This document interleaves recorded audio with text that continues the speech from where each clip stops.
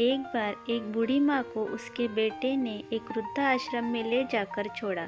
इस माँ का ये एकलौता बेटा था जिसके लिए माँ ने जीवन भर संघर्ष किया। इस बेटे के लिए वो सब कुछ किया जो एक माँ को करना चाहिए था।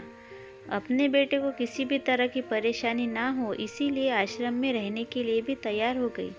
रुद्राश्रम में रह रही माँ हमेशा अपने बेटे को याद करती, मगर बेटा केवल साल में एक बार उसको मिलने जाता या फिर फोन पर बात कर लेता था।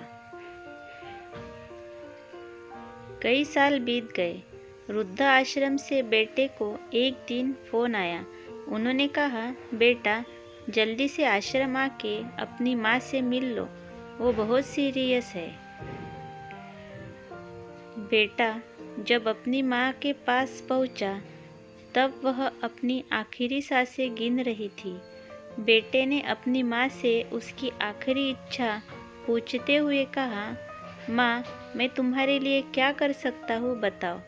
माँ ने कहा, बेटा इस आश्रम में गर्मी और मच्छर बहुत ज़्यादा है, यहाँ पर कुछ पंखे लगवा देना।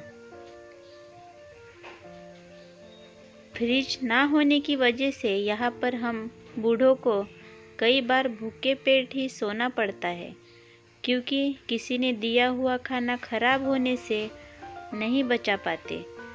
तो इस आश्रम के लिए एक दो फ्रिज भी खरीद कर दे देना।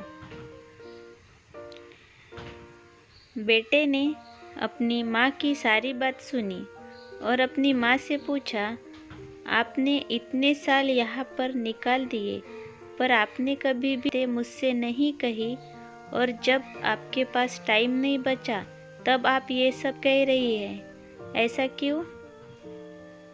माँ ने बेटे को जवाब देते हुए कहा, बेटा मैंने गर्मी, भूख और पीड़ा सहन कर ली, लेकिन मुझे पता है कि जब तेरे बच्चे तुझे यहाँ पर छोड़कर जाएंगे तब तू ये सहन नहीं कर पाएगा। इसीलिए तेरी सुविधा के लिए तुझे ये सब कहने के लिए कर रही हूँ। माँ की ये आखिरी लाइन किसी बेटा या बेटी की आंखें खोलने के लिए